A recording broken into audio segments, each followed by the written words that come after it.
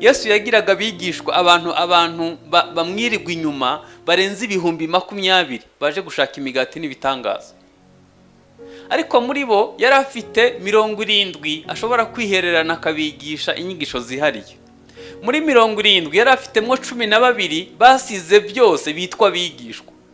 Muri 12 yari afitemo 3 b'inshuti ze magara bashobora gusengana byakomeye. Muri 3 yari afitemo 1 aba mu gituza cye. N'ubu umwigishwa uzaba umwihariko ku Mana. Reka mbasabe ntimuzagendere mu kigare cy'abantu benshi baje gushaka imigati n'ibitangaza basenga kugira ngo Imana igire icyo ikora ku buzima bwabo. Oya, ukwiye kuba umwihariko ku Mana. Wibuke kuri ikinege ku Mana. Nta muntu yavutse inyuma yawe asa nawe, nta n'uzavuka imbere yawe asa nawe.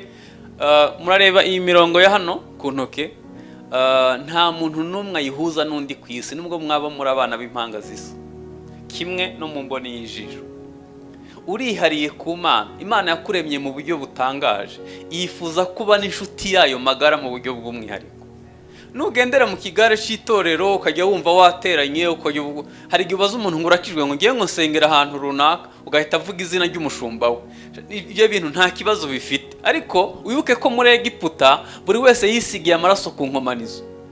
Hanyuma ejo bundi impanda nivuga, Imana izahamagara Desire mu izina rye.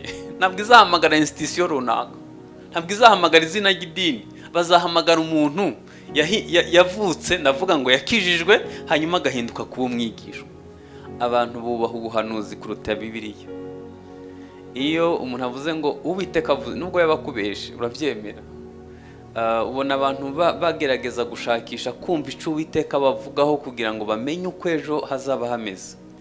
Ariko ngewe ndi umupasitoro, nemera impano zose z'Imana kandi ko zikorera mu itorero, ariko nubaha ijambo ry'Imana cyane kuko ubuhanuzi bwose bugenzurwa na Bibiliya. Ni byiza ko Imana igira icyo ikuvugaho, ni byiza cyane, ariko nta nubwo ukwiye kugenda ubishakisha ujya mu byumba, ujya ku bahanuzi, ujya no ku bandi kugira ngo umenye icyo Imana ikuvugaho. Reka nze mbaho urugero. Mfite abana 2. Ubu kugira ngo umwana wanjye amenye icyo mushakaho yabanza kubaza umuturanyi, twaba tubanye neza. Niba kugira ngo Imana umenye icyo Imana ikuvugaho binyurira ku muhanuzi, mubanye n'Imana nabi. Kuko hari inzira nyinshi Imana inyuramo ivugana n'abantu. Ishobora kuvugana nawe mu nzozi, ishobora kuvugana nawe mu ijwi, ishobora kuvugana nawe muri Bibiliya, ishobora kuvugana nawe mu nzira nyinshi. Iyo mubana n'Imana neza rero, Imana ishobora kuvugana nawe mu nzira zirenze imwe, ahubwo ukwiye kuba ufite amatwi afunguye yumva Imana. Umuhanzi Alex Dusabe yararirimbye ngo ni umuyoboro ungezaho amakuru. Ukwiye kuba ugera ku rwego ijwi rikubwira ngo ahantu uhaye, ahantu hirinde, ibintu bikore, ukumva ufite ubuyobozi bw'Umwuka Wera. Urwandiko rwa 2 Pawulo yandikiye Timoteyo. Urwandiko rwa 2 Pawulo yandikiye Timoteyo, ibice 3,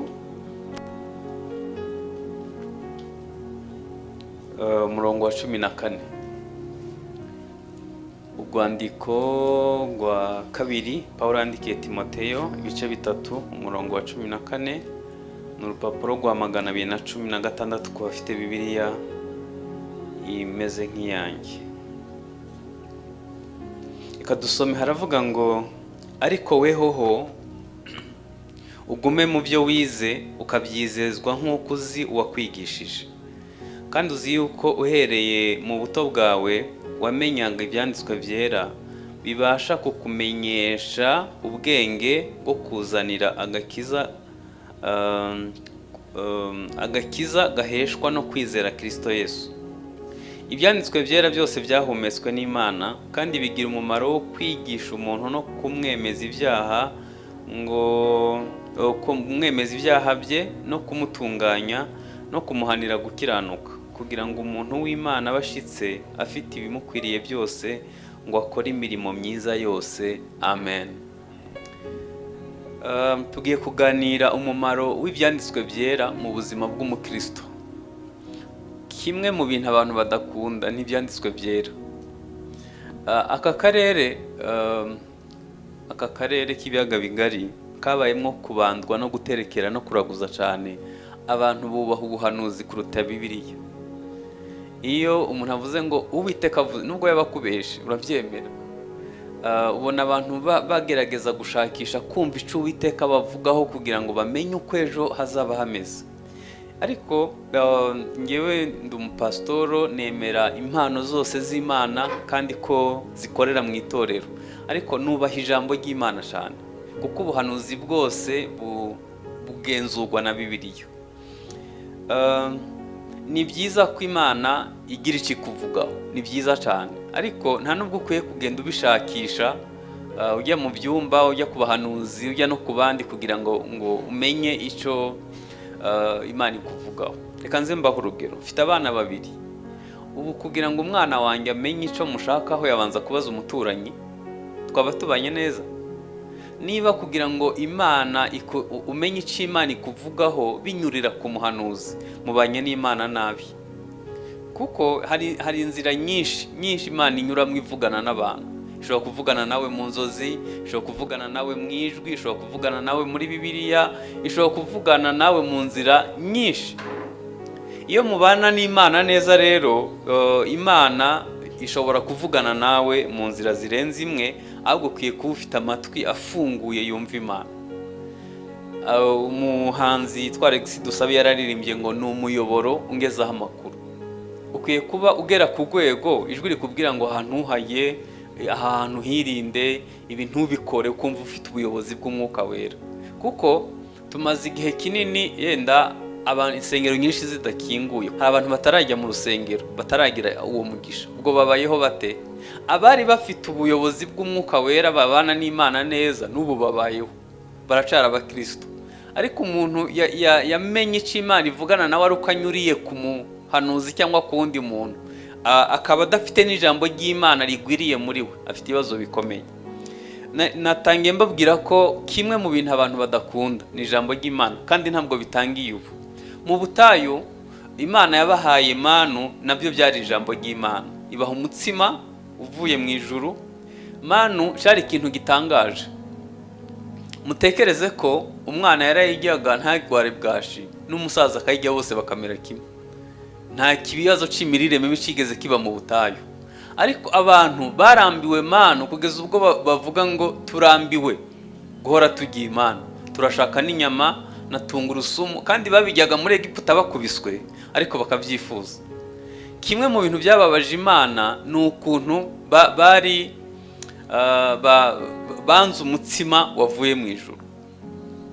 Manu yari irimo ibintu byose byatuma umuntu atagira ikibazo c'ubuzima, ariko banze Imana ibahaye. Inyama yego arazibahaye, ariko ikibabaje nuko benshi bapfiriye mu butayu. Nage mbabwire ko ibyanditswe byera. Umukristo iyo yabitse ijambo ry'Imana ryinshi muri we, nta kibazo na kimwe yagira. Riba rifite igisubizo cya buri kibazo cyose uzahura naco mu mibereho yawe. Hanyuma Kristo niwe jambo w'Imana, kandi yaravuze ngo ndi umutsima uva mu ijuru. Si nk'iyo basogokuruza bariye mu butayu bagapfa, urya umutsima azahora witeka. Haleluya. Sinirirwa mbaza ngo ni bande badafite Bibiliya yera, ariko nubwo waba utazi gusoma, ibyo wigira hano ukwiye kubihuza n'ubuzima bwawe bwa buri munsi, uzabona impinduka. Hano rero Paulo yandikiye Timoteyo. Nagira ngo mbibutse ko hano Paulo yandikiye umwana we yabyaje ubutumwa bwiza. Reka nkubaza, hajya wowe pasiteri wawe ninde? Iyo wakoze icyaha ninde waturira? Ninde muntu mushobora gusangira amarangamutima yawe? Ninde muntu ushobora kugufata ukuboko mu nzira ijya mu ijuru? Uzi ukuntu Bibiliya yavuze hano? Yavuze ngo ariko wehoho. Iyo bavuze ngo ariko wehoho, ni ukuvuga ngo hari abandi bananiwe, hari abandi babayeho ukundi, hari abandi badahuza ijambo ry'Imana n'ubuzima bwa buri munsi. Hano Bibiliya yavuze ngo ariko wehoho, ni ukuvuga ngo wowe waje guterana, wowe ugerageza gusenga, ariko wehoho ugume mu byo wize, ukabyizezwa kuko uzi uwakwigishije. Nta muntu ashobora guhinduka umwigishwa adafite uwamwigishije, ntabwo bibaho. Nahoze ndeba ijambo rivuga abigishwa rigaruka muri Bibiliya inshuro 200 zirenga. Hanyuma ijambo rivuga umukristo, abakristo, riri muri Bibiliya inshuro 3 gusa. Ubwo no kuvuga ko kwigishwa, dufate ko mwese mwakire Kristo mwami n'umukiza, ntabwo ndi bubitindeho. Niba uraha utarakira Kristo, uyu munsi umwakire, nico cyemezo cyiza waba ufashe utazigera wicuza. Ariko hirya yo kwakira Kristo hakurikiraho urugendo rwo kwigishwa no guhinduka kugira ngo umuntu w'Imana abatunganye. Aha rero niho abakristo benshi bo mu Rwanda bakwevye. Hanyuma duhinduka abayoboke b'amatorero n'amadini, ntitwaba abana b'Imana. Buri ku cyumweru amatorero aba yuzuye, ariko iyo ushatse imbuto z'ubukristo urazishaka ukazibura. Abantu benshi si abakristo. Twuzuye insengero ariko ntitwemeye kuba bigishwa. Sinzi niba n'abatwigishije n'abagombaga kutwigisha nabo wenda barabuze ubigisha cyangwa se nabwo bari bahuze, simbizi, ariko ntibishoboka ko waba umukristo mwiza utabaye umwigishwa. Reka nze mbaho urugero. Yesu yagiraga abigishwa abantu bamwirirwa inyuma barenze 20,000 baje gushaka imigati n'ibitangaza. Ariko muri bo yari afite 70 ashobora kwihererana akabigisha inyigisho zihariye. Muri 70 yari afitemo 12 basize byose bitwa bigishwa. Muri 12 yari afitemo 3 b'inshuti ze magara bashobora gusengana byakomeye. Muri 3 yari afitemo 1 aba mu gituza cye. N'ubu umwigishwa uzaba umwihariko ku Mana. Reka mbasabe ntimuzagendere mu kigare cy'abantu benshi baje gushaka imigati n'ibitangaza basenga kugira ngo Imana igire icyo ikora ku buzima bwabo. Oya, ukwiye kuba umwihariko ku Mana. Wibuke kuri ikinege ku Mana. Nta muntu yavutse inyuma yawe asa nawe, nta n'uzavuka imbere yawe asa nawe. Murareba iyi mirongo ya hano ku ntoke, nta muntu n'umwe ayihuza n'undi ku isi, nubwo mwaba muri abana b'impanga zisa, kimwe no mu mboni y'ijisho. Urihariye ku Mana. Imana yakuremye mu buryo butangaje, yifuza kuba n'inshuti yayo magara mu buryo bw'umwihariko. Nugendera mu kigare cy'itorero ukajya wumva wateranye, hari igihe ubaza umuntu ngo urakijwe ngo ngiye nsengera ahantu runaka, ugahita avuga izina ry'umushumba we. Ibyo bintu nta kibazo bifite, ariko wibuke ko muri Egiputa buri wese yisigiye amaraso ku nkomanizo. Hanyuma ejo bundi impanda nivuga, Imana izahamagara Desire mu izina rye. Ntabwo izahamagara institution runaka, ntabwo izahamagara izina ry'idini. Bazahamagara umuntu yavutse, ndavuga ngo yakijijwe, hanyuma agahinduka kuba umwigisha. Bibiliya yavuze ngo ariko wehoho waje guterana, wehoho usenga, wehoho ugerageza, ugume mu byo wize ukabyizezwa kuko uzi uwakwigishije. Twigira kuri Kristo, ariko ari n'igihe Imana iduha abantu bo kudufasha mu nzira y'agakiza. Niyo mpamvu tuza gusenga kugira ngo twigishwe. Hanyuma kandi uzi yuko uhereye mu buto bwawe wamenyaga ibyanditswe byera bibasha kukumenyesha ubwenge bwo kuzanira agakiza gaheshwa no kwizera Yesu Kristo. Maze imyaka myinshi njya muri Isirayeli, hari ikintu kimwe kimbabaza iteka iyo ngiyeyo. Bo ibyanditswe byera nk'uko bivuga biri mu buzima bwabo bwa buri munsi. Hanyuma twebwe tubizi mu mutwe no mu mpapuro, ntibyigeze biduhindura. Iyo bakubwiye, iyo usomye Bibiliya ivuga ngo Isirayeli uzajya uhage, bahinga ku buso butangana na 30, Isirayeli yakungana n'u Rwanda.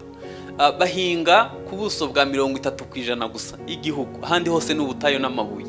Ariko barariye, barahaga, basagurira amahanga. Nibo bantu bashora imbuto nyinshi i Burayi no muri Amerika. Twigeze kubabaza, twebwe tugusha imvura amezi 9, mwebwe mu mwaka ari igihe mutagusha imvura byibuze rimwe mu kwezi. Mwarariye murahaze, twebwe turashonje. Habaye iki? N'abantu rero bazi kwihenura, baratubwira ngo erega ngo ikibazo mwebwe ubutayo bwanyu mufite mu mutwe.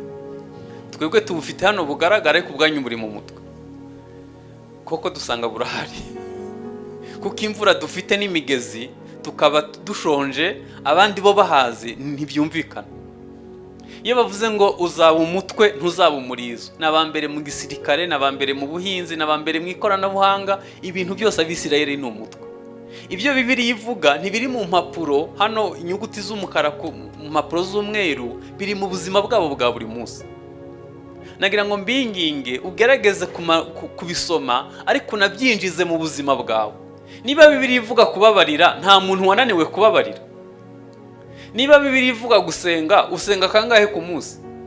Niba Bibiliya ivuga kwihangana, nta bintu byakunaniye kwihanganira mu buzima. Niba Bibiliya ivuga kwatura, nta byaha ubitse mu mutima byakunaniye kwatura. Nitugerageza guhuza ibyanditswe n'ubuzima bwacu bwa buri munsi, ni ukuri ubuzima bwacu buzahinduka. Ibintu byose Bibiliya ivuga ni ukuri. Ijambo ry'Imana ni ubuzima, ni umwuka, rishobora guhindura ubuzima bwacu tukabaho duhindutse. Ariko ikibazo tubizi mu mutwe no mu mpapuro. Igihe cyose uzabigerageza uhereye umunsi, nutangira kubigerageza uzabona ubuzima bwawe buhinduka kandi cyane. Aha ni abakristo batandukanira n'abatari bo. Iyo umukristo ahuje ijambo ry'Imana n'ubuzima, abasha kwishima nta gishimishije gihari, abasha kugira amahoro kandi ari mu mahoro make. Birasa nkaho ababayeho ubuzima bwihariye buri ku ruhande. Kubera iki? Ijambo ry'Imana nyene rirahindura, rizana impinduka. Nkizwa, hari ukuntu iyo wakizwaga muri sosiyete byari bigisuzuguritse cyane. Muri 87 abantu bose babaga bagucunze. Iyo wibeshaga ukavuga nabi cyangwa se ukarakara, bahita bakubaza ngo nawe se nk'ibyo mwebwe murabivuga, ugahita wumvuga izisoni. Ariko kuri ubu abantu bose bitwa ba murokore, n'abafite amanyanga, reka nze mbaho urugero rw'ibyo mvuze. Ubu mu gihugu abakristo barenze 80%. Ariko iyo urebye abantu bakonsoma inzoga uko bangana, u Rwanda ruri mu bihugu bimwe inzoga nyinshi muri Afurika. None ubwo zinywebwa nande? Ko abakristo 80%. Sinatanga ingero zindi, ni nyinshi zigaragaza ko abantu benshi bafite ubukristo mu mazina, ariko mu by'ukuri urebye ijambo ry'Imana mu buzima bwabo bwa buri munsi ubishaka ukabibura. Hano rero havuze ngo kuko uzi uwakwigishije kandi uzi ko uhereye mu buto bwawe wamenyaga ibyanditswe. Iyo bavuze ngo kumenya ibyanditswe, ntabwo ari ukubimenya mu mutwe, ahubwo ni ibyanditswe byinjiye mu buzima bwawe bikazana impinduka. Ntureba, Bibiliya ni igitabo kitari kinini, ariko abantu barangije gusoma Bibiliya si benshi. Ngo ahere mu itangiriro ageze mu byahishuwe, ntabwo ari benshi. Ariko nubwo waba ibyo utarabibasha, yenda umutwe wawe utabasha kubifata, reka nkubwire uburyo bwiza bwo kumenya Bibiliya. Nufata umurongo wo muri Bibiliya ukawinjiza mu buzima bwawe bwa buri munsi, bizatangira bigutsinde. Uzatangira utabyumva, ariko kuzagenda bigutsinda, ubyuka wihana, wongera ugerageza, bizagera igihe nushobora kwinjiza ijambo ry'Imana mu buzima bwawe, ntabwo uzongera kunanirwa kumenya aho byanditswe, kuko riba ryarapfanye nawe, mbese riba ryarakwishe. Murabizi ko ijambo ry'Imana ari inkota ya mwugabiri, rirakwica. Reka nze mbaho urugero. Muzi kubabarira utagusabye imbabazi, mbwira ngo biraryoshe? Niba ari ikintu kibiha, ni ukubabarira utagusabye imbabazi. Kumva uriho urapfa ukavuga ati reka mubabarire, niko ibyanditswe bivuga. Kumva inkota yahuranya umutima, ariko ukavuga ati nawe niko Bibiliya ivuga, nzabigerageza. Kandi iyo ubishoboye uba wumva wabyina intsinzi, kuko Imana ibikoze ikintu gikomeye mu buzima bwawe. Ijambo ry'Imana rirakwica, ukongera ukazuka, ukongera kubaho uri umuntu mushasha. Niyo mpamvu Bibiliya ivuga ngo ritandukanya igufa n'umusokoro, ritandukanya ubugingo na kamere, ukamenya aho uhagarara. Hano Bibiliya yatubwiye ngo ibyanditswe byera byose byahumetswe n'Imana kandi bigira umumaro wo kwigisha umuntu. Ibyanditswe byera byahumetswe n'Imana. Haleluya. ibyanditswe byera byose byahumetswe n'abantu. Hari umuntu yavuze ngo politike ni amagambo y'abantu. Hari ukuntu abantu baba bazi kuvuga bakagerageza kugira ibyo bizeza abaturage kandi bakabigerageza bakabikora, ni byiza, ariko Bibiliya yo ni ijambo ry'Imana ryahumetswe n'Imana. Bibiliya yanditswe imyaka 1600, yandikwa n'abantu barenze 40. Yandikwa mu ikintu cyantangaje ku byanditswe byera byahumetswe n'Imana. Uzi ko umuntu yahanuraga agapfa bagashiraho virgule, hakazaza undi nyuma y'imyaka 100 wa undi yarapfuye, agakomerezaho ukagira ngo bari kumwe cyangwa se baravukanaga. Kubera iki? Umwuka bahumekeye n'umwe. Ibyanditswe byera byahumetswe n'Imana. Hari abantu benshi bandika ibitabo birimo ubuhanga pe, ariko nta gitabo kirenze imyaka 50 kigifite 6. Ariko Bibiliya yo imaze imyaka yose igifite umwimerere wayo. Nico gitabo gikunzwe, nico gitabo kiri ubuzima. Ibyanditswe byera byahumetswe n'Imana. Haleluya. Biragoye kubivuga mu gihe abantu benshi nyene bakunda ubuhanuzi badakunda ibyanditswe byera, ariko ngewe ndabizi ko ubuhanuzi bwose bwuzurira muri Bibiliya. Ibyanditswe byera byose byahumetswe n'Imana kandi bigira umumaro. Bigira umumaro uwa mbere wo kwigisha umuntu. Wadukorera kariste k'ibyo Bibiliya imaze kukwigisha kuva ugeze mu gakiza. Umaze guhinduka ku ngeso zingahe, hasigaye zingahe? Ibyanditswe byera byahumetswe n'Imana bigira umumaro wo kwigisha umuntu. Iyo Bibiliya ivuga kwigisha, Dawidi yaravuze ngo iyo nshize ibyanditswe byera mu buzima bwanjye ndajijuka nkarusha abasaza. Murabizi ko ubwenge buva ahantu hane. Hari ubwenge bwa karemano, hari ubumenyi twiga mu ishure, hakaba ubwenge bw'impano, hakabaho n'ubwenge bwo kubaha Imana. Iyo winjije ibyanditswe byera mu buzima bwawe urajijuka. Zembaho urugero, umuntu yakoze PhD ushobora kumusanga ku muhanda yasinze, ariko umukecuru w'inyamagabe yuzuye umwuka wera atashobora gukora ku nzoga. Umuntu uzi ubwenge arasambana, yarize kaminuza, ariko umukobwa wa hano yuzuye imbaraga z'ubumana atatinyuka kubikinisha. Kubera iki? Ibyanditswe byera byaramuhinduye, azica ijambo ry'Imana rivuga. Bigira umumaro wo kwigisha umuntu. Hari abantu bazi ubwenge bajya kuraguza, bakamuha utuntu ngo yambariraho ngo tuzamuha amahirwe, ariko umuntu udafite amashuri menshi yuzuye imbaraga z'ubumana abazi ko umugisha utangwa n'Imana udatangwa n'abapfumu. Ibyanditswe byera bigira umumaro wo kwigisha umuntu, bikamujijura.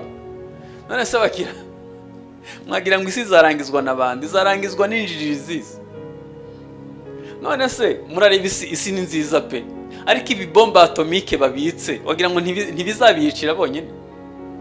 Ibyo bita ubwenge nibyo bizabarangiza. Kandi buri gihugu kigerageza nyene kubika ibitwaro nka bene nibyo kugira ngo batinyike. Ariko none se ubu reka nkubaza, uburamutse ubitse uburozi mu nzu waba uzi buzahitana nde? Gufata bomba atomike ukayibika mu gihugu cyawe ngo wabaye umugabo uzituritse. Hari igihe bijya bibaho nyine ibisasu bikituritsa, wenda kubera ubushuhe cyangwa se ikindi kintu bikituriza. Ubuse bituritse si wowe watangira gupfa n'abaturage bawe. Ariko kugira ngo ukajya wumva isi zarangizwa n'abantu bavuga ko bize ariko badafite kubaha Imana muri bo. Aho gukora ibibateza imbere bagakora ibizabica. Bibiliya tubwiye ngo bigira umumaro wo kwigisha umuntu. Hanyuma icya kabiri no kumwemeza ibyaha. Haleluya. Abagabo b'Abanyafrika n'abantu bazi kumetiriza amarangamutima yabo, nubwo bamukubita ntiyarira. Ariko iyo umugabo yahuye n'ibyanditswe byera bikamurika mu mutima we, amarira aramanuka akavanga n'ibimyira.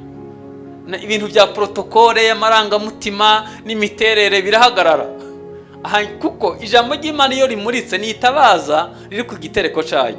Iyo rimuritse mu mutima uhita ubona ububi bwawe ukavuga ati yo burya ni nge wabambye Yesu ku musaraba, ndi mubi kuri iki kigero. Muzarebe iyo umuntu ataramurikirwa n'ibyanditswe ahorana ukuri.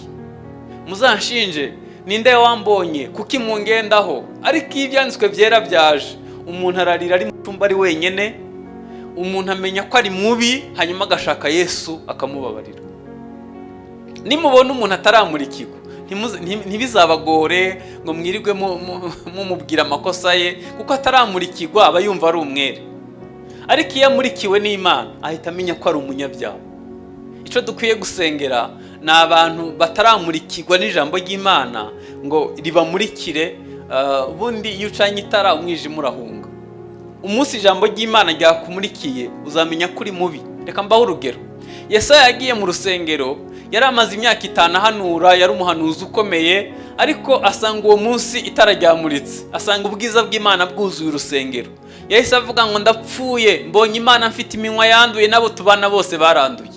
Umunsi wamurikiwe uzamenya ko wanduye, umenye naho wanduriye.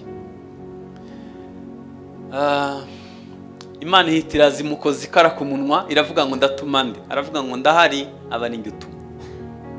Umunsi wamurikiwe uzamenya ngo ndinde, naremewe iki, impano yanjye ni iyi, ni iki mpamagarirwa gukora, nihe nkwiye kubikorera. Dukwiye kumurikirwa n'ijambo ry'Imana, bigira umumaro wo kwigisha umuntu, niko biratubwiye, no kumwemeza ibyaha. Kimwe mu bintu bisenya ingo nuko abagabo hora bashinjanya n'abagore, kuko umeze gutya, aya makosa unkorera naya rimwe na rimwe ukabona nta nico bimubwiye. Ariko umunsi yamurikiwe n'umwuka wera azamenya aho akwiye guhinduka. Nta muntu yakwemera ibyaha atabyemejwe n'ijambo ry'Imana. Nta muntu yakwemera ibyaha atabyemejwe n'umwuka. Hanyuma icya gatatu, Bibiliya yatubwiye ngo no kumutunganya. Ijambo ry'Imana rishira umuntu ku murongo, rikamutunganya. Umuntu yavugiraga hejuru, nari ngiye gukoresha imvugo yo mu muhanda, muza abantu bita inshinzi, akifata nk'agakombe k'abana, akajya avuga ameze nkago ari umudamu cyangwa ari umukobwa. Ariko iyo ahuye n'ijambo ry'Imana, yo aba ari umugwaneza kuruta abantu bose bo ku isi. Siko Bibiliya ivuga ngo Mose yari umuntu, bari abantu babegeya, bagira bavuga bigoranye, akenshi bararakara cyane kuko biramugora kuvuga bikamurakaza. Mose niko yari ameze. Mwibuke ko yari umuntu yashobora kwica umunyagiputa agahita amutaba ako kanya. Yagiraga umujinya utabaho, kandi yawukomora kwa Serewi, kwa sekuru, nawe niko yari ameze sekuru. Byari uruhererekane rw'umuryango. Ariko umunsi Imana yamutunganyirije mu butayu, Imana yamutanga ubuhamya, iravuga ngo mu bagwaneza bose bo ku isi ntawungana nka Mose. Hajya agakiza kaguhinduyeho iki kuvuje mu nzu y'Imana? Byibuze wahindutse umugwaneza, waretse kuvuga nabi, aho uhuriye n'ijambo ry'Imana ryaraguhinduye, riragutunganya, ko ariko Bibiliya yatubwiye. Hanyuma Bibiliya yatubwiye ngo no kumuhanira gukiranuka. Kimwe mu bintu ijambo ry'Imana rikora, rikwigisha gukiranuka ku gato na kanini. Na bya byaha abantu batita ibyaha bimwe bita bito bito, ijambo ry'Imana riragutunganya ukiga gukiranuka ku gato na kanini. Mu byo uvuga, ukoresha telefone yawe, ukoresha umwanya wawe, ukoresha amafaranga yawe, uko usabana n'abandi, inshuti n'ibindi, ijambo ry'Imana rikwigisha guhitamwa neza, rikakwigisha gukiranuka ku gato na kanini. Hanyuma umva inyungu yabyo rero, kugira ngo umuntu w'Imana abashitse afite ibimukwiriye byose, kugira ngo akore imirimo myiza yose. Ibi navuze haruguru bigira imimaro itatu. Uwa mbere ni ukugira ngo umuntu w'Imana abashitse ari perfect, abashitse. Nigeze kubana n'umuntu mu nzu imyaka 5, turinda dutandukana, nta kosa mubonyeho. Wambaza ngo yari umumarayika? Hoya, yari umuntu, ariko yari umuntu ufite umutima uciye bugufi, yari umuntu uzi gusaba imbabazi, yari umuntu utakora ibyaha by'ibigambirirano, yari umuntu ubundi umuntu w'Imana nuko yarakwiye kubaho, kugira ngo umuntu w'Imana abashitse atafite inenge. Ijambo ry'Imana rishobora kukugeza ku kigero ubaho ushitse, ukora ibintu neza mu mwuzuro. Ushitse no kuvuga ngo ukora ibintu mu buryo bwiza bw'ubumana. Muribuka ko ngiye kuvuga ngo kera, kandi bamwe bakijwe vuba. Kera iyo wabonaga mwene data wahita wumva uruhutse, ukabonye umuntu wasigira inzu ukagenda ukamusiga muri botike ukumva ufite icyizere, mbese wabaga. Ariko ubu hari igihe bakubwira ngo hagukoresha umukozi w'umurokore, nakoresha utari we. Kubera iki? Abantu bashitse bagenda babura. Nyamara urufatiro rw'Imana ruracariho, rwanditseho ngo Uwiteka azabe, kandi uvuga izina ry'Uwiteka ave mu bidatunganye, kugira ngo umuntu w'Imana abashitse. Numushakaho urukundo usanga rufite, aba ari umuntu azi kwihangana, aba ari umuntu azi guca bugufi. Umuntu w'Imana abashitse. Hanyuma icya kabiri, Bibiliya yatubwiye ngo afite ibimukwiriye byose. Ni ukuvuga ngo yubatse neza mu nguni zombi, yubatse neza, afite ibimukwiriye. Icya gatatu, Bibiliya yatubwiye ngo akora imirimo myiza yose. Aho navuga ko hakomeye. Mwari muzi ko abantu benshi bazarinda bapfa batazi icyo baremewe?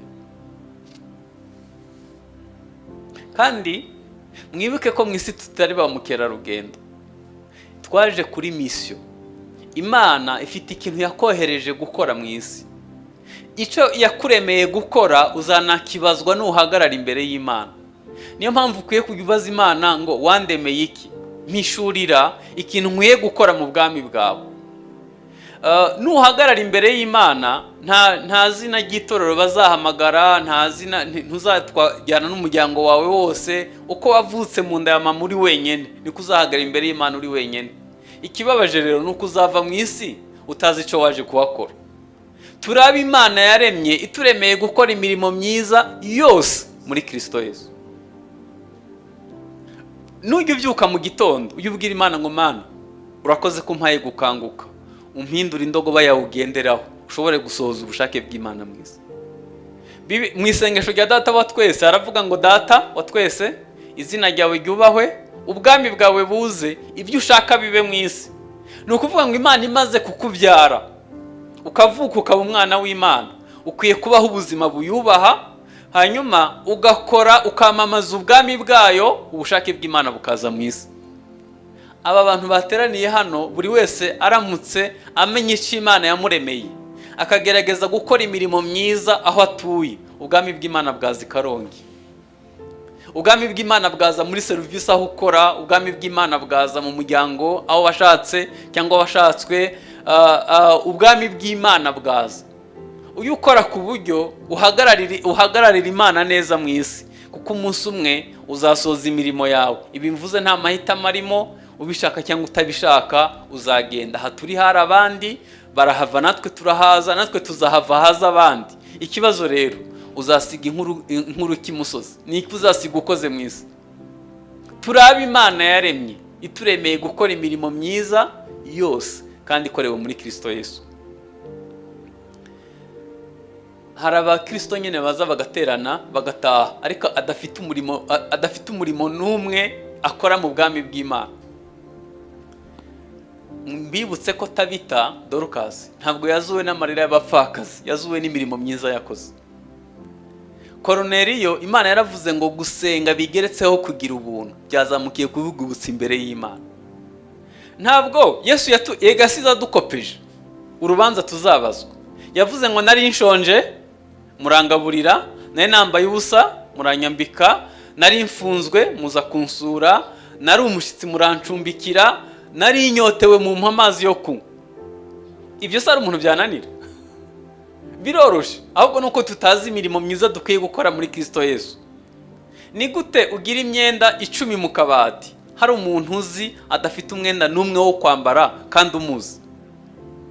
Ariko rero abanyafrika ntabaturenganya, twabanje kugira ibirarane by'inzara. Noneho niyo tugize umugisha tubanza kujya gusiba ibirarane. ubugira ngo byose bikwitirirwe bibi byabo ujye ubireba birunze kumva uko gukomera, ariko Bibiliya avuga ngo gutanga bizana umugisha kuruta guhabwa. Iyo uhawe ntutange ubufumbase nta handi ibindi bibona bijya, ariko iyo urambuye ugatanga ibindi bibona aho bijya bikaza. Gutanga bizana umugisha kuruta guhabwa. Ntabwo gukorera umugisha bigoye. Ngewe nakijijwe muri 86 na 7 nta twara abaturage bahinga. Iyo nakubwiriza nkabona utinze kubyumva nahita nza kuguha umubyizi nkaguhingira kugira ngo nkurari kuzaze ku rusengero. Ndashimira Imana abantu bose nahingiye barakijijwe. Nico nari mfite cyo gutanga. Wowe ushobora kuba ufite ibirenze ibyo. Nta muntu n'umwe udafite icyo gutanga. Byibuze watanga umwanya wawe ukava mu rugo ukajya kuganiriza umuntu ubona akeneye kwakira Yesu. Hanyuma kuko utari umubwiriza cyane ukamurarika akaza ku rusengero akazahura n'ijambo ry'Imana. Abantu ufite muri telefone iyo ushizemwo me to you wahamagara umuntu umwe byibuze ukamubwira ati Yesu aragukunda. Ibyo ntibyoroshe. Nta muntu n'umwe adafite icyo gutanga, ahubwo nuko tutamenye icyo twaremewe. Nagira ngo nsoze gutya, nagira ngo mbibutse ko dukwiye kwemera kuba abigishwa ba Kristo Yesu. Ijambo ry'Imana rikaduhindura, rikagira umumaro mu buzima bwacu. Ntitubimenye mu mutwe no mu mpapuro, bigahindura ubuzima bwacu bwa buri munsi. Twunamisha amaso dusenga. Nifuza gusengana nawe niba waracitse intege ukaba wumva ijambo ry'Imana rikwiye kuguhindura, cyangwa se ushaka kwakira Yesu bwa mbere, uhari wahaguruka tugafatanya gusenga. Umuntu wese ashaka ko dusengana ahaguruke mu mwanya we dufatanye gusenga. Data mu izina rya Yesu, ngushimiye umunsi uduhaye kugira ngo tuwishimiremo. Ijambo ryawe riratubwiye ngo ibyanditswe byera byose byahumetswe n'Imana kandi bigira umumaro. Reka twe kubisiga hano, reka bihinduke ubuzima bwacu bwa buri munsi. Ijambo ryawe niriduhindure, ijambo ryawe nirihindura imibereho yacu, ijambo ry'Imana nirihindura imitekerereze yacu, ijambo ry'Imana nirihindura imikorere yacu itari imeze neza, ijambo ry'Imana rikomeze kudutsinda no kutwemeza ibyo abantu batatwemeza, ijambo ry'Imana rihindure imikorere yacu. Mwami, ijambo ry'Imana niryinjire, turarihaye ikaze kugira ngo ryivange mu mikorere, mu buzima bwa buri munsi, mu mivugire, mu mitekerereze, mu maproje yacu, mu kubaho kwacu. Ijambo ry'Imana rizana ubuzima mu izina rya Yesu. Turagushimiye Mwami, kandi tugisenga dusengeye abantu bagwaye. Ijambo ryawe niribakize, ijambo ryawe riherekezwe n'imimenyetso n'ibitangaza, abantu bakire bagirirwe neza n'Imana. Mwami, ijambo ry'Imana nirigirukana imbaraga z'umwijima zitera ubugwayi mu bana b'Imana. Izo mbaraga mbi nizitsindwe mu izina rya Yesu.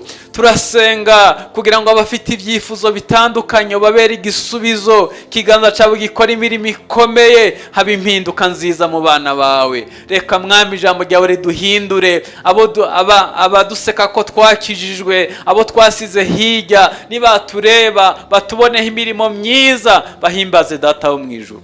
Bana na buri wese nk'uko akwiringiye mu izina rya Yesu. Amen.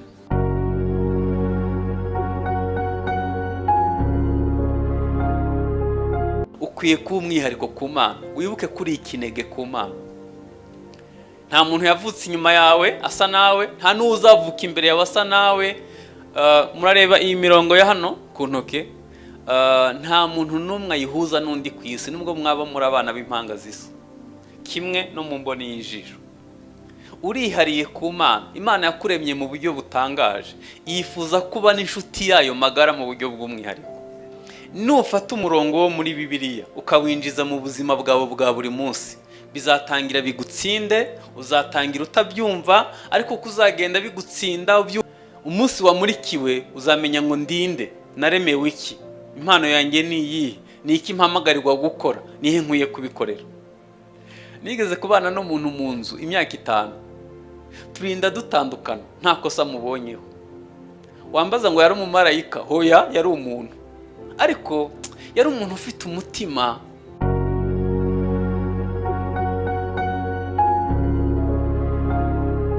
Kugira ngo dusome urwandiko rwa kabiri Pawulo yandikiye Timoteyo. Urwandiko rwa kabiri Pawulo yandikiye Timoteyo, ibice 3, umurongo wa 14. Urwandiko rwa kabiri Pawulo yandikiye Timoteyo, ibice 3, umurongo wa 14. Ni urupapuro rwa 216 ku bafite Bibiliya imeze nk'iyanjye. Reka dusome, haravuga ngo ariko wehoho ugume mu byo wize ukabyizezwa nk'uko uzi uwakwigishije, kandi uzi yuko uhereye mu buto bwawe wamenyaga ibyanditswe byera bibasha kukumenyesha ubwenge bwo kuzanira agakiza gaheshwa no kwizera Kristo Yesu. Ibyanditswe byera byose byahumetswe n'Imana kandi bigira umumaro wo kwigisha umuntu no kumwemeza ibyaha bye no kumutunganya no kumuhanira gukiranuka, kugira ngo umuntu w'Imana abashitse afite ibimukwiriye byose ngo akore imirimo myiza yose. Amen. Tugiye kuganira umumaro w'ibyanditswe byera mu buzima bw'umukristo. Kimwe mu bintu abantu badakunda n'ibyanditswe byera. Aka karere k'ibiyaga bigari kabayemo kubandwa no guterekera no kuraguza cyane. Abantu bubaha ubuhanuzi kuruta Bibiliya. Iyo umuntu avuze ngo Uwiteka avuze, nubwo yabakubeshe urabyemera. Ubona abantu bagerageza gushakisha kumva icyo Uwiteka bavugaho kugira ngo bamenye uko ejo hazaba hameze. Ariko ngewe ndi umupasitoro, nemera impano zose z'Imana kandi ko zikorera mu itorero, ariko nubaha ijambo ry'Imana cyane kuko ubuhanuzi bwose bugenzurwa na Bibiliya. Ni byiza ko Imana igira icyo ikuvugaho, ni byiza cyane, ariko nta nubwo ukwiye kugenda ubishakisha ujya mu byumba, ujya ku bahanuzi, ujya no ku bandi kugira ngo umenye icyo Imana ikuvugaho. Reka nze mbaho urugero. Mfite abana 2. Ubu kugira ngo umwana wanjye amenye icyo mushakaho yabanza kubaza umuturanyi, twaba tubanye neza. Niba kugira ngo Imana umenye icyo Imana ikuvugaho binyurira ku muhanuzi, mubanye n'Imana nabi. Kuko hari inzira nyinshi Imana inyuramo ivugana n'abantu. Ishobora kuvugana nawe mu nzozi, ishobora kuvugana nawe mu ijwi, ishobora kuvugana nawe muri Bibiliya, ishobora kuvugana nawe mu nzira nyinshi. Iyo mubana n'Imana neza rero, Imana ishobora kuvugana nawe mu nzira zirenze imwe, ahubwo ukwiye kuba ufite amatwi afunguye yumva Imana. Umuhanzi Alex Dusabe yararirimbye ngo ni umuyoboro ungezaho amakuru. Ukwiye kuba ugera ku rwego ijwi rikubwira ngo ahantu haye, ahantu hirinde, ibintu ubikore, ukumva ufite ubuyobozi bw'Umwuka Wera. Kuko tumaze igihe kinini yenda insengero nyinshi zidakinguye. Kuva corona yatangira hari abantu batarajya mu rusengero, bataragira uwo mugisha. Ubwo babayeho bate? Abari bafite ubuyobozi bw'Umwuka Wera babana n'Imana neza n'ubu babayeho, baracara abakristo. Ariko umuntu yamenye icyo Imana ivugana nawe ari uko anyuriye ku muhanuzi cyangwa ku wundi muntu, akaba adafite n'ijambo ry'Imana rigwiriye muri we, afite ibibazo bikomeye. Natangiye mbabwira ko kimwe mu bintu abantu badakunda ni ijambo ry'Imana, kandi ntabwo bitangiye ubu. Mu butayu Imana yabahaye manu, nabyo byari ijambo ry'Imana. Ibaha umutsima uvuye mu ijuru. Manu cyari ikintu gitangaje. Mutekereze ko umwana yarayijyaga ntagware bwashi, n'umusaza akayijya bose bakamera kimwe. Nta kibazo cy'imirire mibi kigeze kiba mu butayu. Ariko abantu barambiwe manu kugeza ubwo bavuga ngo turambiwe guhora tugiye Imana, turashaka n'inyama na tungurusumu, kandi babijyaga muri Egiputa bakubiswe ariko bakabyifuza. Kimwe mu bintu byababaje Imana ni ukuntu banze umutsima wavuye mu ijuru.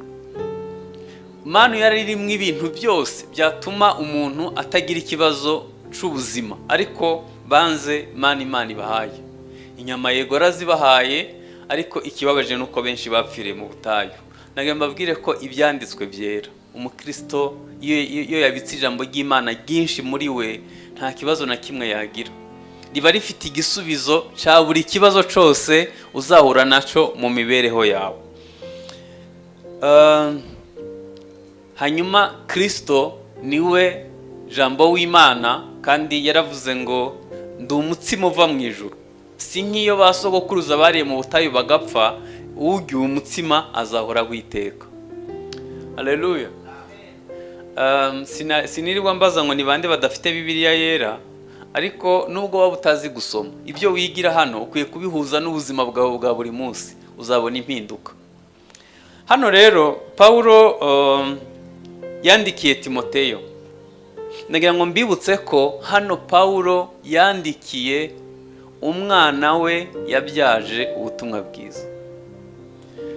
Reka nkubaze, hajya wowe pasiteri wawe ninde? Iyo wakoze icyaha ninde waturira? Ninde muntu mushobora gusangira amarangamutima yawe?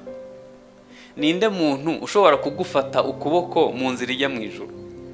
Uzi ukuntu Bibiliya yavuze hano? Yavuze ngo ariko wehoho. Iyo bavuze ngo ariko wehoho, ni ukuvuga ngo hari abandi bananiwe, hari abandi babayeho ukundi, hari abandi badahuza ijambo ry'Imana n'ubuzima bwa buri munsi.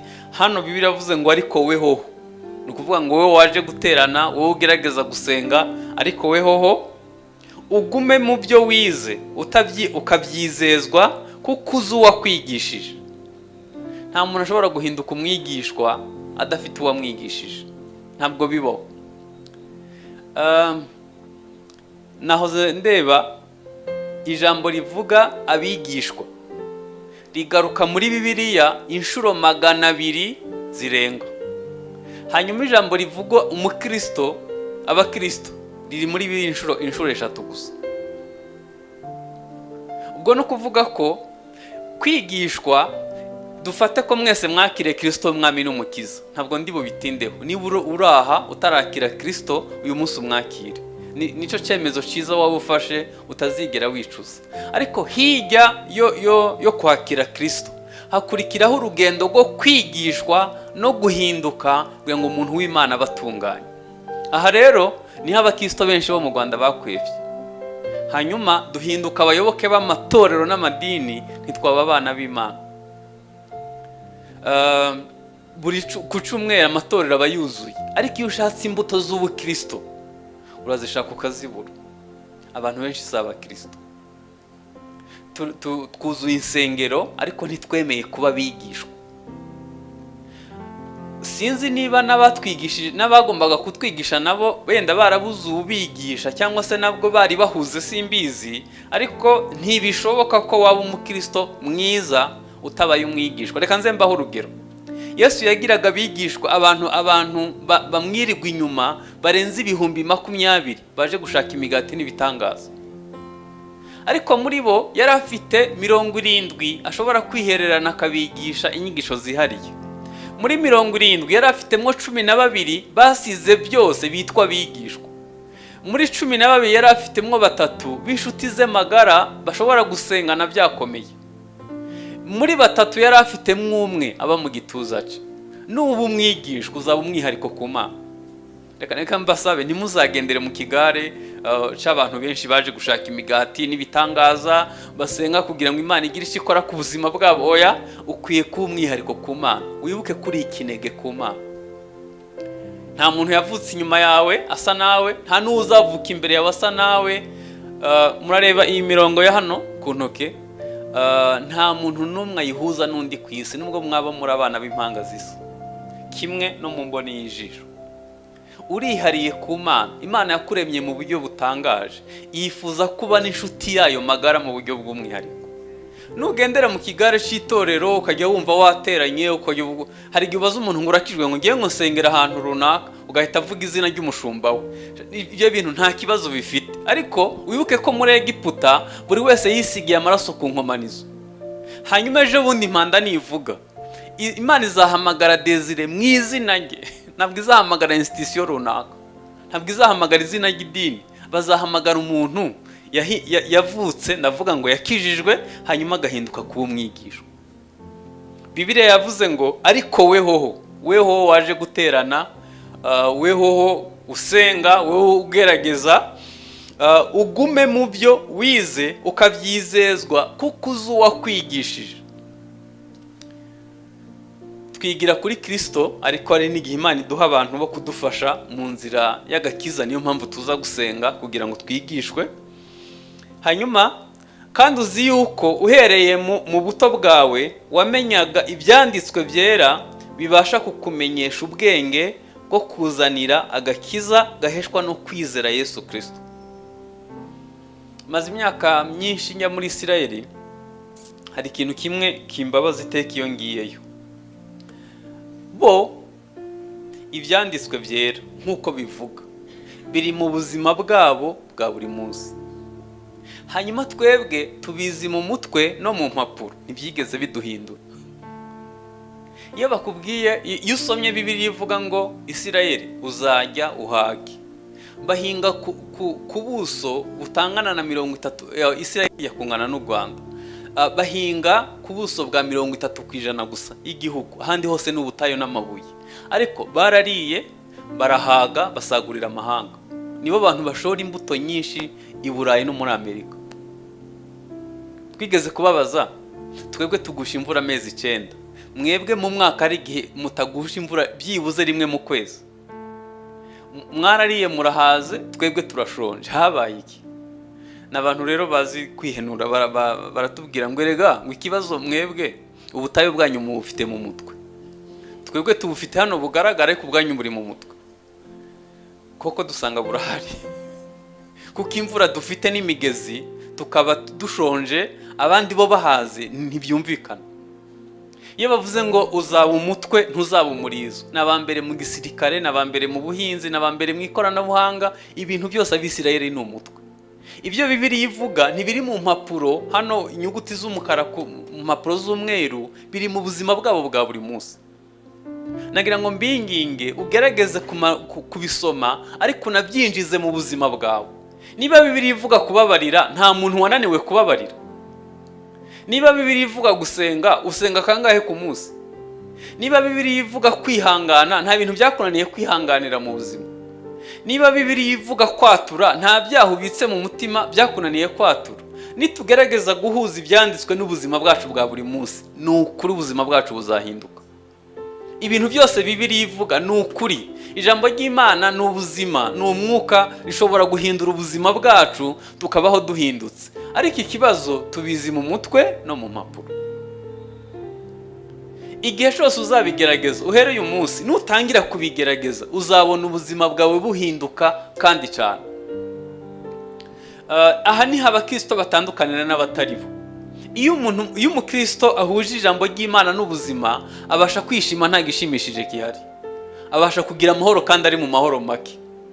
Birasa nkaho ababayeho ubuzima bwihariye buri ku ruhande, kubera iki? Ijambo ry'Imana nyene rirahindura, rizana impinduka. Nkizwa, hari ukuntu iyo wakizwaga muri sosiyete byari bigisuzuguritse cyane. Muri 87 abantu bose babaga bagucunze. Iyo wibeshaga ukavuga nabi cyangwa se ukarakara, bahita bakubaza ngo nawe se? Nk'ibyo mwebwe murabivuga, ugahita wumvuga izisoni. Ariko kuri ubu abantu bose bitwa ba murokore, n'abafite amanyanga, reka nze mbaho urugero bw'ibyo mvuze. Ubu mu gihugu abakristo barenze 80%. Ariko iyo urebye abantu bakonsoma inzoga uko bangana, u Rwanda ruri mu bihugu bimwe inzoga nyinshi muri Afurika. None ubwo zinywebwa nande? Kwa abakristo 80%. Sinatanga ingero zindi, ni nyinshi zigaragaza ko abantu benshi bafite ubukristo mu mazina, ariko mu by'ukuri urebye ijambo ry'Imana mu buzima bwabo bwa buri munsi ubishaka ukabibura. Hano rero havuze ngo kuko uzi uwakwigishije kandi uzi kuhereye mu buto bwawe wamenyaga ibyanditswe. Iyo bavuze ngo kumenya ibyanditswe, ntabwo ari ukubimenya mu mutwe, ahubwo ni ibyanditswe byinjiye mu buzima bwawe bikazana impinduka.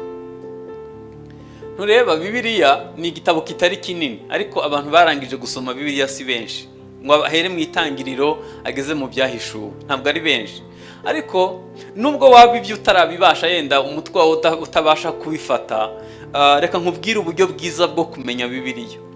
Nufata umurongo wo muri Bibiliya ukawinjiza mu buzima bwawe bwa buri munsi, bizatangira bigutsinde, uzatangira utabyumva, ariko uko uzagenda bigutsinda ubyuka wihana wongera ugerageza, bizagera igihe nushobora kwinjiza ijambo ry'Imana mu buzima bwawe, ntabwo uzongera kunanirwa kumenya aho byanditswe, kuko riba ryarapfanye nawe, mbese riba ryarakwishe. Murabizi ko ijambo ry'Imana ari inkota ya mwugabiri, rirakwica.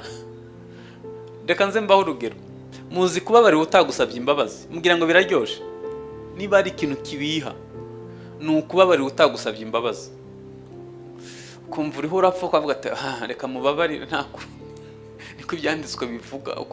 Kumva inkota yahuranye umutima, ariko ukavuga ati niko Bibiliya ivuga, nzabigerageza.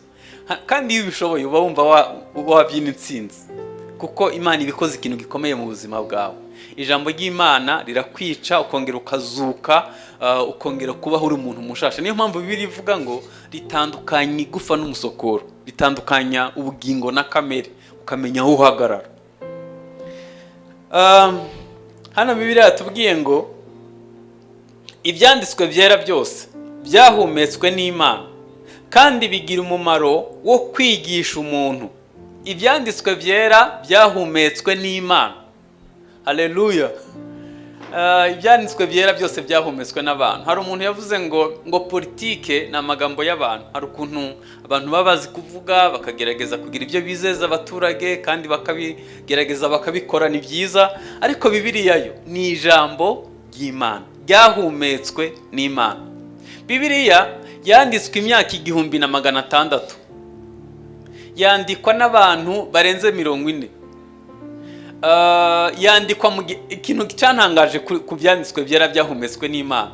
Uzi ko umuntu yahanuraga agapfa, bagashiraho virgule, hakazaza undi nyuma y'imyaka 100, wa undi yarapfuye, agakomerezaho ukagira ngo bari kumwe cyangwa se baravukanaga.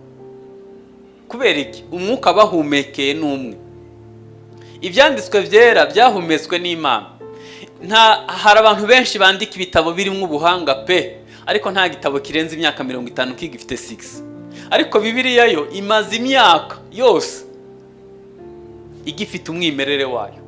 Nico gitabo gikunzwe, nico gitabo kiri mu buzima. Ibyanditswe byera byahumetswe n'Imana. Haleluya.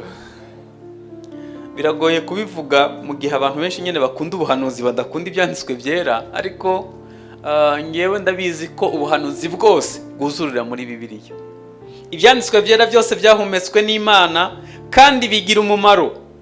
Bigira umumaro wa mbere wo kwigisha umuntu. Wadukorera kariste k'ibyo Bibiliya imaze kukwigisha kuva ugeze mu gakiza. Umaze guhinduka ku ngeso zingahe, hasigaye zingahe? Ibyanditswe byera byahumetswe n'Imana bigira umumaro wo kwigisha umuntu. Iyo Bibiliya ivuga kwigisha, Dawidi yaravuze ngo iyo nshize ibyanditswe byera mu buzima bwanjye ndajijuka nkarusha abasaza. Murabizi ko ubwenge buva ahantu hane. Hari ubwenge bwa karemano, hari ubumenyi twiga mu ishure, hakaba ubwenge bw'impano, hakabaho n'ubwenge bwo kubaha Imana. Iyo winjije ibyanditswe byera mu buzima bwawe urajijuka. Zembaho urugero, umuntu yakoze PhD ushobora kumusanga ku muhanda yasinze, ariko umukecuru w'inyamagabe yuzuye umwuka wera atashobora gukora ku nzoka. Umuntu uzi ubwenge arasambana, yarize kaminuza, ariko umukobwa wa hano yuzuye imbaraga z'ubumana atatinyuka kubikinisha. Kubera iki? Ibyanditswe byera byaramuhinduye, azica ijambo ry'Imana rivuga. Bigira umumaro wo kwigisha umuntu. Hari abantu bazi ubwenge bajya kuraguza, bakamuha utuntu ngo yambariraho ngo tuzamuha amahirwe, ariko umuntu udafite amashuri menshi yuzuye imbaraga z'ubumana abazi ko umugisha utangwa n'Imana udatangwa n'abapfumu.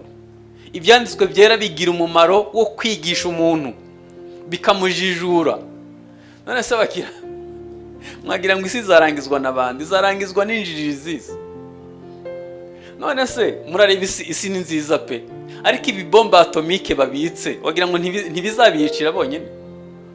Ibyo bita ubwenge nibyo bizabarangiza, kandi buri gihugu kigerageza nyine kubika ibitwaro nka bene n'ibyo kugira ngo batinyike. Ariko none se ubu reka nkubaze, ubu uramutse ubitse uburozi mu nzu waba uzi buzahitana nde? Gufata bomba atomike ukayibika mu gihugu cyawe ngo wabaye umugabo uzituritse. Hari igihe bijya bibaho nyine ibisasu bikituritsa, wenda kubera ubushuhe cyangwa se ikindi kintu bikituriza, ubuse bituritse si wowe watangira gupfa n'abaturage bawe. Ariko kugira ngo ukajya wumva isi zarangizwa n'abantu bavuga ko bize ariko badafite kubaha Imana muri bo, aho gukora ibibateza imbere bagakora ibizabica. Bibiliya tubwiye ngo bigira umumaro wo kwigisha umuntu, hanyuma icya kabiri no kumwemeza ibyaha. Haleluya! Abagabo b'Abanyafurika n'abantu bazi kumetiriza amarangamutima yabo, nubwo wamukubita ntiyarira. Ariko iyo umugabo yahuye n'ibyanditswe byera bikamurika mu mutima we, amarira aramanuka akavanga n'ibimyira. Ibintu bya protokole y'amarangamutima n'imiterere birahagarara, kuko ijambo ry'Imana iyo rimuritse nitabaza riri ku gitereko cyayo. Iyo rimuritse mu mutima uhita ubona ububi bwawe ukavuga ati yo, burya ninjye wabambye Yesu ku musaraba, ndi mubi kuri iki kigero. Muzarebe iyo umuntu ataramurikirwa n'ibyanditswe ahorana ukuri. Muzanshinje ninde wambonye kuki mungendaho, ariko iyo ibyanditswe byera byaje umuntu ararira ari mu cyumba ari wenyine, umuntu amenya ko ari mubi, hanyuma agashaka Yesu akamubabarira. Nimubona umuntu ataramurikirwa ntibizabagore ngo mwirirwe mumubwira amakosa ye, kuko ataramurikirwa aba yumva ari umwere. Ariko iyo amurikiwe n'Imana ahita amenya ko ari umunyabyaha. Icyo dukwiye gusengera ni abantu bataramurikirwa n'ijambo ry'Imana ngo ribamurikire. Ubundi iyo ucanye itara umwijima urahunga. Umunsi ijambo ry'Imana ryakumurikiye uzamenya ko uri mubi. Reka mbaho urugero. Yesaya yagiye mu rusengero, yari amaze imyaka 5 ahanura, yari umuhanuzi ukomeye, ariko asanga uwo munsi itara ryamuritse, asanga ubwiza bw'Imana bwuzuye urusengero. Yahise avuga ngo ndapfuye, mbonye Imana mfite iminwa yanduye, nabo tubana bose baranduye. Umunsi wamurikiwe uzamenya ko wanduye, umenye naho wanduriye. Imana ihitiraza imukozi ikara ku munwa, iravuga ngo ndatuma nde? Aravuga ngo ndahari, aba ni ngituma. Umunsi wamurikiwe uzamenya ngo ndinde, naremewe iki, impano yanjye ni iyi, ni iki mpamagarirwa gukora, nihe nkwiye kubikorera. Dukwiye kumurikirwa n'ijambo ry'Imana. Bigira umumaro wo kwigisha umuntu, niko Bibiliya tubwiye, no kumwemeza ibyaha. Kimwe mu bintu bisenya ingo nuko abagabo hora bashinjanya n'abagore, kuko umeze gutya, aya makosa unkorera naya rimwe na rimwe ukabona nta nico bimubwiye. Ariko umunsi yamurikiwe n'Umwuka Wera azamenya hakwiye guhinduka. Nta muntu yakwemera ibyaha atabyemejwe n'ijambo ry'Imana. Nta muntu yakwemera ibyaha atabyemejwe n'Umwuka. Hanyuma icya gatatu, Bibiliya yatubwiye ngo no kumutunganya. Ijambo ry'Imana rishira umuntu ku murongo, rikamutunganya. Umuntu yavugiraga hejuru, nari ngiye gukoresha imvugo yo mu muhanda, muza abantu bita inshinzi, akifata nk'agakombe k'abana, akajya avuga ameze nkago ari umudamu cyangwa ari umukobwa. Ariko iyo ahuye n'ijambo ry'Imana yo aba ari umugwaneza kuruta abantu bose bo ku isi. Siko Bibiliya ivuga ngo Mose yari umuntu bari abantu babegeya bagira bavuga bigoranye, akenshi bararakara cyane kuko biramugora kuvuga bikamurakaza. Mose niko yari ameze. Mwibuke ko yari umuntu yashobora kwica umunyagiputa agahita amutaba ako kanya. Yagiraga umujinya utabaho, kandi yawukomora kwa Serewi, kwa sekuru. Nawe niko yari ameze sekuru, byari uruhererekane rw'umuryango. Ariko umunsi Imana yamutunganyirije mu butayu, Imana yamutanga ubuhamya iravuga ngo mu bagwaneza bose bo ku isi ntawungana nka Mose. Hajya agakiza kaguhinduyeho iki kuvuje mu nzu y'Imana? Byibuze wahindutse umugwaneza, waretse kuvuga nabi. aho uhuriye n'ijambo ry'Imana ryaraguhinduye, riragutunganya, ko ariko Bibiliya yatubwiye. Hanyuma Bibiliya yatubwiye ngo no kumuhanira gukiranuka. Kimwe mu bintu ijambo ry'Imana rikora, rikwigisha gukiranuka ku gato na kanini. Na bya byaha abantu batita ibyaha bimwe bita bito bito, ijambo ry'Imana riragutunganya ukiga gukiranuka ku gato na kanini. Mu byo uvuga, uko ukoresha telefone yawe, uko ukoresha umwanya wawe, uko ukoresha amafaranga yawe, uko usabana n'abandi, inshuti n'ibindi, ijambo ry'Imana rikwigisha guhitamwo neza, rikakwigisha gukiranuka ku gato na kanini. Hanyuma umva inyungu yabyo rero, kugira ngo umuntu w'Imana abashitse afite ibimukwiriye byose, kugira ngo akore imirimo myiza yose. Ibi navuze haruguru bigira imimaro itatu. Uwa mbere ni ukugira ngo umuntu w'Imana abashitse ari perfect, abashitse. Nigeze kubana n'umuntu mu nzu imyaka 5, turinda dutandukana, nta kosa mubonyeho. Wambaza ngo yari umumarayika? Hoya, yari umuntu, ariko yari umuntu ufite umutima uciye bugufi, yari umuntu uzi gusaba imbabazi, yari umuntu utakora ibyaha by'ibigambirirano, yari umuntu ubundi umuntu w'Imana nuko yari akwiye kubaho, kugira ngo umuntu w'Imana abashitse atafite inenge. Ijambo ry'Imana rishobora kukugeza ku kigero ubaho ushitse, ukora ibintu neza mu mwuzuro. Ushitse no kuvuga ngo ukora ibintu mu buryo bwiza bw'ubumana. Muribuka ko ngiye kuvuga ngo kera, kandi bamwe bakijwe vuba. Kera iyo wabonaga mwene data wahita wumva uruhutse, ukabonye umuntu wasigira inzu ukagenda ukamusiga muri botike ukumva ufite icyizere, mbese wabaga. Ariko ubu hari igihe bakubwira ngo hagukoresha umukozi w'umurokore, nakoresha utari we. Kubera iki? Abantu bashitse bagenda babura. Nyamara urufatiro rw'Imana ruracariho, rwanditseho ngo Uwiteka azabe, kandi uvuga izina ry'Uwiteka ave mu bidatunganye, kugira ngo umuntu w'Imana abashitse. Numushakaho urukundo usanga rufite, aba ari umuntu azi kwihangana, aba ari umuntu azi guca bugufi, umuntu w'Imana abashitse. Hanyuma icya kabiri, Bibiliya yatubwiye ngo afite ibimukwiriye byose, ni ukuvuga ngo yubatse neza mu nguni zombi, yubatse neza, afite ibimukwiriye. Icya gatatu, Bibiliya yatubwiye ngo akora imirimo myiza yose. Aho navuga ko hakomeye. Mwari muzi ko abantu benshi bazarinda bapfa batazi icyo baremewe?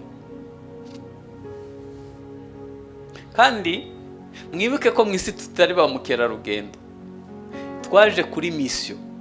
Imana ifite ikintu yakohereje gukora mu isi. Icyo yakuremeye gukora uzanakibazwa nuhagarara imbere y'Imana. Niyo mpamvu ukwiye kubaza Imana ngo wandemeye iki? Mpishurira ikintu nkwiye gukora mu bwami bwawe. Nuhagarara imbere y'Imana, nta zina ry'itorero bazahamagara, nta zina, ntuzatwajyana n'umuryango wawe wose. Uko wavutse mu nda ya mama uri wenyine, niko uzahagarara imbere y'Imana uri wenyine. Ikibabaje rero ni uko uzava mu isi utazi icyo waje kuhakora. Turaba Imana yaremye, ituremeye gukora imirimo myiza yose muri Kristo Yesu. Nujya ubyuka mu gitondo ujye ubwira Imana ngo Mana, urakoze ko mpaye gukanguka, umpindura indogoba yawe ugenderaho, ushobore gusohoza ubushake bw'Imana mwiza. Mu isengesho rya Data wa twese haravuga ngo Data wa twese, izina ryawe ryubahwe, ubwami bwawe buze, ibyo ushaka bibe mu isi. Ni ukuvuga ngo Imana imaze kukubyara ukavuka ukaba umwana w'Imana, ukwiye kubaho ubuzima buyubaha, hanyuma ugakora ukamamaza ubwami bwayo, ubushake bw'Imana bukaza mu isi. Aba bantu bateraniye hano, buri wese aramutse amenye icyo Imana yamuremeye, akagerageza gukora imirimo myiza aho atuye, ubwami bw'Imana bwaza Karongi. Ubwami bw'Imana bwaza muri serivisi aho ukora, ubwami bw'Imana bwaza mu muryango aho washatse cyangwa washatswe, ubwami bw'Imana bwaza. uyu ukora ku buryo uhagararira Imana neza mu isi, kuko umunsi umwe uzasoza imirimo yawe. Ibi mvuze nta mahitamo arimo, ubishaka cyangwa utabishaka uzagenda. Aha turi hari abandi barahava, natwe turahaza, natwe tuzahava haza abandi. Ikibazo rero, uzasiga inkuru kimusozi, niko uzasiga ukoze mu isi. Turaba Imana yaremye ituremeye gukora imirimo myiza yose kandi ikorewe muri Kristo Yesu.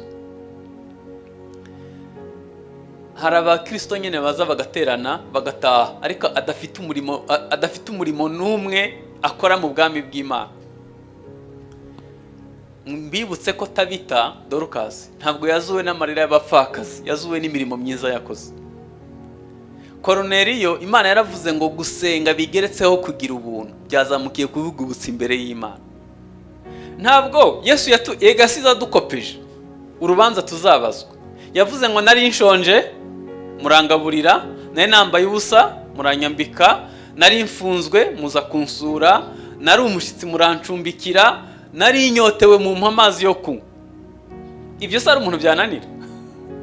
Biroroshe, ahubwo nuko tutazi imirimo myiza dukwiye gukora muri Kristo Yesu. Ni gute ugira imyenda 10 mu kabati, hari umuntu uzi adafite umwenda n'umwe wo kwambara kandi umuzi?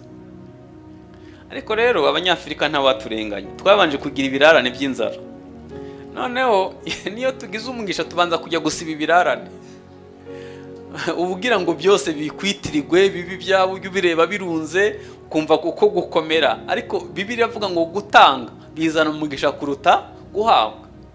Iyo uhawe ntutange ubufumbase, nta handi ibindi bibona bijya. Ariko iyo urambuye ugatanga, ibindi bibona aho bijya bikaza. Gutanga bizana umugisha kuruta guhabwa.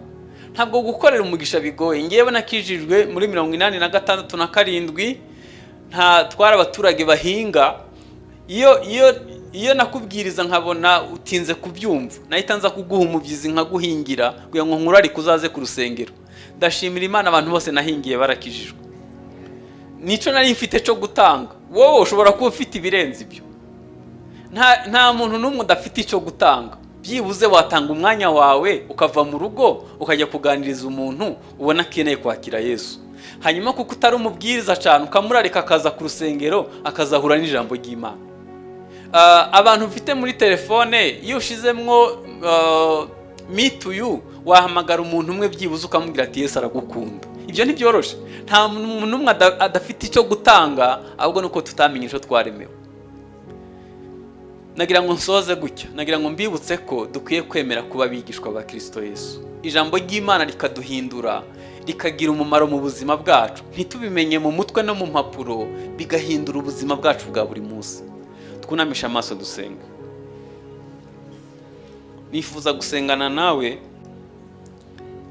niba waracitse intege, ukaba wumva ijambo ry'Imana rikwiye kuguhindura, cyangwa se ushaka kwakira Yesu bwa mbere, uhari wahaguruka tugafatanya gusenga. Umuntu wese ashaka ko dusengana ahaguruke mu mwanya we dufatanye gusenga. Data, mu izina rya Yesu, ngushimiye umunsi uduhaye kugira ngo tuwishimiremo. Ijambo ryawe riratubwiye ngo ibyanditswe byera byose byahumetswe n'Imana kandi bigira umumaro. Reka twe kubisiga hano, reka bihinduke ubuzima bwacu bwa buri munsi. Ijambo ryawe niriduhindure, ijambo ryawe nirihindura imibereho yacu, ijambo ry'Imana nirihindura imitekerereze yacu, ijambo ry'Imana nirihindura imikorere yacu itari imeze neza, ijambo ry'Imana rikomeze kudutsinda no kutwemeza ibyo abantu batatwemeza, ijambo ry'Imana rihindure imikorere yacu. Mwami, ijambo ry'Imana niryinjire, turarihaye ikaze kugira ngo ryivange mu mikorere, mu buzima bwa buri munsi, mu mivugire, mu mitekerereze, mu maproje yacu, mu kubaho kwacu. Ijambo ry'Imana rizana ubuzima mu izina rya Yesu. Turagushimiye Mwami, kandi tugisenga dusengeye abantu bagwaye. Ijambo ryawe niribakize, ijambo ryawe riherekezwe n'imimenyetso n'ibitangaza, abantu bakire bagirirwe neza n'Imana. Mwami, ijambo ry'Imana nirigirukana imbaraga z'umwijima zitera ubugwayi mu bana b'Imana. Izo mbaraga mbi nizitsindwe mu izina rya Yesu. turasenga kugira ngo abafite ibyifuzo bitandukanye babere igisubizo, ikiganza cyawe gikora imirimo ikomeye, haba impinduka nziza mu bana bawe. Reka mwami ijambo ryawe riduhindure, abaduseka ko twakijijwe, abo twasize hirya, nibatureba batuboneho imirimo myiza, bahimbaze data wo mu ijuru. Bana na buri wese nk'uko akwiriye.